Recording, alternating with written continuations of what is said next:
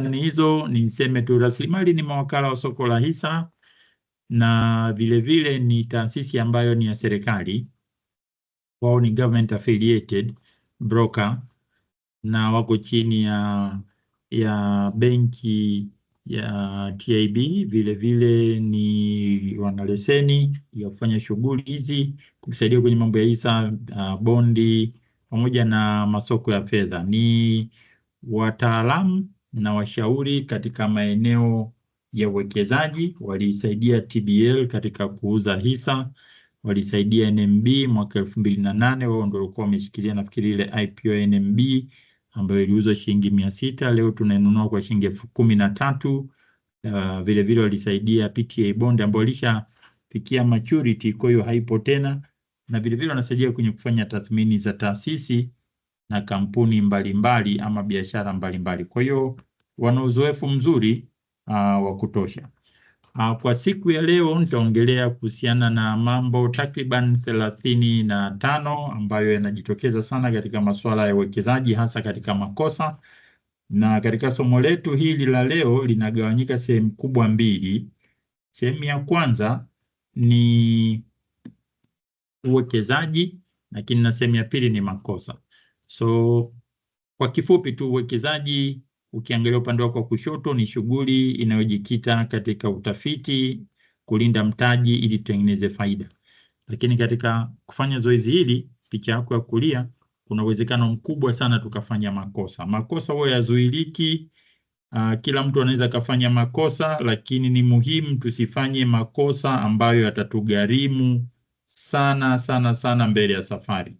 Kwa hiyo hapa tunaongelea swala la makosa. Kama mtoto mdogo vile ambavyo anaweza kukosea, basi tujue kabisa kwamba na kwenye uwekezaji mtu yeyote anaweza akakosea. Iwe ni mimi, iwe ni wewe, iwe ni nani, anaweza kukosea.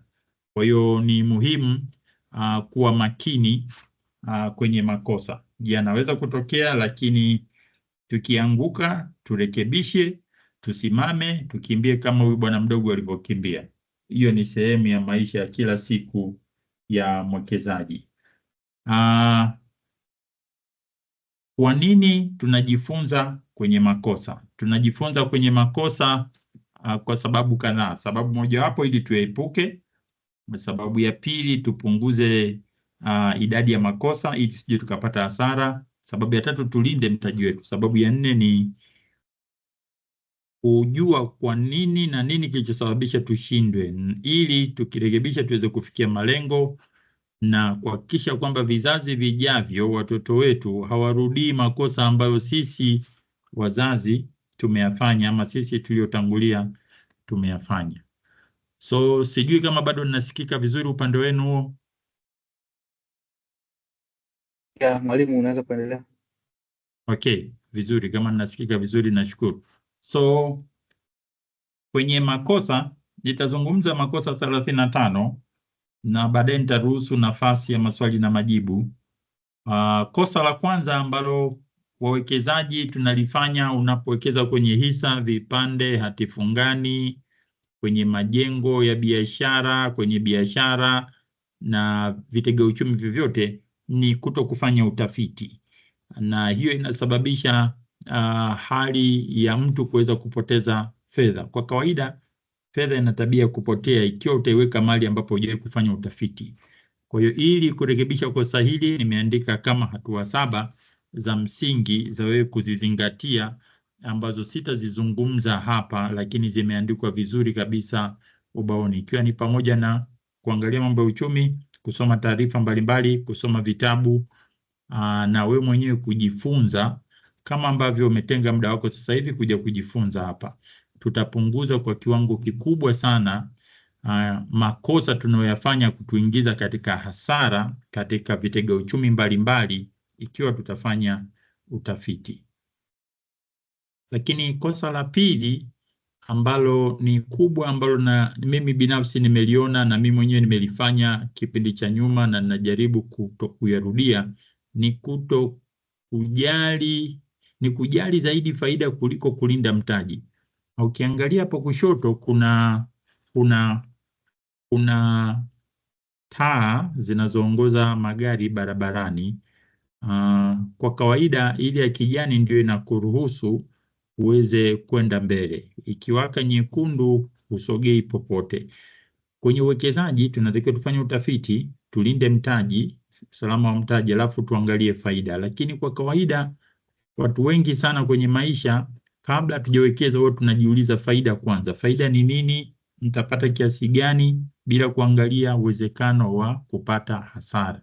So ukitaka mimi na wewe tulinde pesa zetu na mitaji yetu, tuhakikishe unajiuliza swali moja: kama nimekosea nitapoteza kiasi gani? Ile namba 3. Kama nitakachokipoteza kitakuwa kikubwa sana, be careful. Usiingize pesa ama nenda katafuta ushauri mara ya pili. Usiwaze faida kabla ya hasara. Mara nyingi sana watu wengi ukiangalia kwenye hili jedwali hapa mbele, wana tabia ya kuanza na faida upande wako wa kushoto, alafu wanaangalia usalama wa fedha zao. Wakishapata hasara ndio wanaenda kufanya utafiti, kujiuliza hivi nini kilitokea mpaka nikapoteza pesa.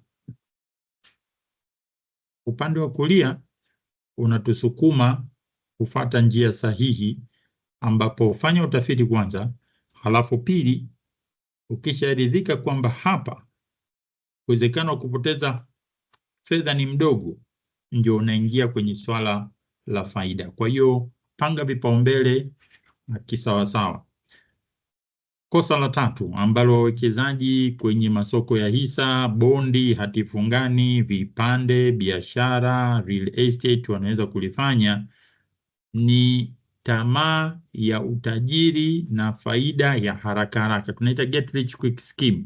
Ukiwaza kwamba ukicheza hivi ni rahisi sana kutengeneza pesa mara moja. Hapana.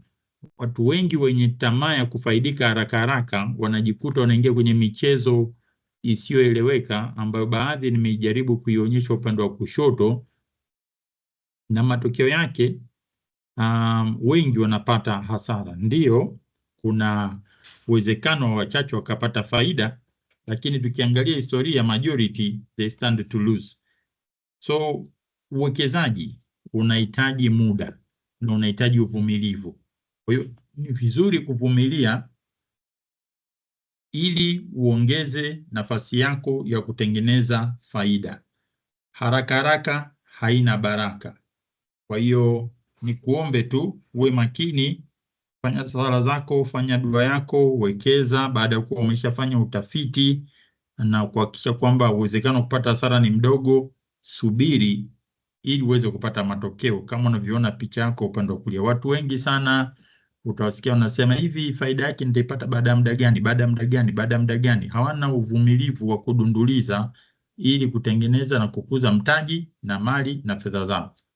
Kwenye uwekezaji kuna faida ya haraka haraka unayoiona wewe. Kwa mfano, angalia hapo mbele, kuna aina mbili ya vitega uchumi. Moja, ameweka pesa kwenye bondi inalipa 15%, lakini ile faida unapewa mkononi milioni 15 sawa na 15% kwenye mtaji wa milioni 100. Jambo zuri. Mwingine anapata faida 12%, labda mathalan amewekeza UTT. Wengi tunajua UTT unalipa 12%. Hii 12% huwa inaonekana ni ndogo kwa maana ya milioni 12, lakini kama faida inawekezwa badala ya kuliwa, huyu mwenye bondi upande wa kulia atamshinda huyu wa upande wa kushoto wa UTT kwa miaka 4 ya mwanzo tu. Tukifika mwaka wa 5, huyu anayepata 12% ambazo anazirudisha kwenye mfuko labda wa ukwasi ama mfuko wote ule ambao hachukui ile faida, anaiacha faida izae faida bila kuila ile faida, baada ya miaka 5 atamshinda by far na hatokamatwa tena na huyu mtu anaipata 1% kubwa ambayo anaichukua na kuila badala ya kuiwekeza. Kwa hiyo kujenga mali na mtaji, usifanye kosa la kukimbilia faida ya haraka haraka na faida kubwa. inawezekana hiyo faida kubwa isikufikishe safari ndefu, ukafanana na, kuna hadithi moja inasema sungura ana mbio za kasi sana kwa muda mfupi, alafu anachoka mapema, lakini konokono anaweza kaenda polepole, lakini kwa muda wa mwendo mrefu zaidi. Kwa hiyo tujitahidi tuhakikishe kwamba tunachuma kidogo kidogo, huku tukijenga mtaji badala ya tamani na kutajirika haraka haraka, ambapo tunaingia sana kwenye matatizo ya kupoteza pesa na kutapeliwa na zile tabia za kidesidesi. Kosa la 4, kukosa uvumilivu. Kiangalia kushoto, mtu aliyenunua hisa, vipande, anafanya biashara, amewekeza kwenye real estate, kupita kwenye barabara yenye mabonde ni jambo la kawaida kabisa. Hakijawahi kutokea kwamba unapowekeza panakuwa super smooth, lakini wengi sana utawasikia kikianza tu msukosuko kidogo tu, bei imeshuka, bei imeshuka, bei imeshuka, mara kuna hiki, mara kuna kile, mara kuna mabadiliko haya, wanaanza kuona wawekezaji hao wanaanza kunywea. Mimi nimeangalia juzi hapa, kuna matangazo mazuri sana yametoka mitandaoni. Basi bei za hisa zimepoa. Ukiangalia kwa mfano kama Bwana Tembo amepoa kabisa, bei kashuka mpaka 2500 na sasa watu badala ya kununua wanaogopa, kwa sababu tu uvumilivu mdogo, anaanza kuuza, anauza. Sawa, unaweza ukauza, uhuru ni wa kwako, lakini usipokuwa mvumilivu kwenye masuala ya uwekezaji utoboi katika maisha. Kwa hiyo lazima tujifunze uvumilivu, na uvumilivu hauna darasa. Hakuna mahali ambapo tutaenda utasema leo tunafundisha uvumilivu, kwa hiyo tutajifunza vitu 10 kuhusu uvumilivu. No, ni tabia unayoijenga wewe mwenyewe kwa kudhibiti hisia zako dhidi ya hasara na faida, ili uhakikishe unatekeleza na kufikia malengo yako bila kujali yatakayotokea mbele ya safari. Kwa hiyo tusikose uvumilivu. Kosa la 5 ambalo wawekezaji wengi tunalifanya, hasa katika masoko ya mitaji, tunapowekeza kwenye hisa, vipande, hatifungani, kadhalika na kwenye mali nyinginezo, ni kujali mapato kuliko ongezeko la thamani. Mtu anajiuliza, hivi geu ni asilimia ngapi? 3% ndogo sana, 4% ndogo, 5% ndogo, 10% ndogo. Sawa, lakini lazima uwe na mwanzo. Ukiona mtu anauliza faida ya ngapi, mbona hii hailipi, bora niende kule, gawio dogo, riba ni ndogo, UTT wanalipa kidogo. Hizo ni dalili tu zinazoonyesha kwamba huyu ndugu inawezekana katika ufahamu wake anajua aina moja ya faida ya mapato ya kila baada ya muda fulani, hajui sana kuhusiana na faida ya ongezeko la thamani. Ongezeko la thamani ni wakati ule thamani ya kitega uchumi chako inapopanda ukilinganisha na bei ulionunulia. Mfano, ulionunua CRDB shilingi 2000, leo iko kwenye shilingi 2000 labda 500 600, imeshaongezeka kwa shilingi takriban 500 600. Ile tofauti ya kuongezeka kwa thamani kilinganisha na bei ulionunulia, ndio hiyo tunaita faida ya ongezeko la thamani. Sasa hii faida ya ongezeko la thamani ni kubwa zaidi kuliko faida nyingine. Kwa hiyo kama mwekezaji, usifanye kosa la kuangalia na kuzingatia zaidi gawio badala ya kuangalia ongezeko la thamani, ama riba badala ya kuangalia uwezekano wa kuongezeka thamani. Mfano, kwenye bondi, kuna watu walinunua bondi shilingi 100 kwa shilingi 100, lakini sasa hivi kwenye soko la hisa zinauzwa mpaka shilingi 100 kwa 130, shilingi 100 kwa 140, 150. Mfano, aliwekeza shilingi milioni 10 miaka 4-5 iliyopita kwa kununua bondi kwa shilingi 100 kwa shilingi 100. Safari hii katika hiyo shilingi sei milioni 10 anaweza kaiuza kwa milioni 14, imeongezeka kwa 40%. Lakini nimeona wakati mwingine inaongezeka mpaka kwa 50%. Milioni 100 mtu anaweza kauza bondi kwa milioni 150. Maana ile milioni 50 ni ongezeko la thamani. So kwenye faida hizi za aina mbili, faida unayoipokea kila wakati na faida inaongezeka thamani, Jitune, usifanye kosa la kuwa muumini wa faida unaoipata kila baada ya muda fulani. Uwe muumini wa faida ya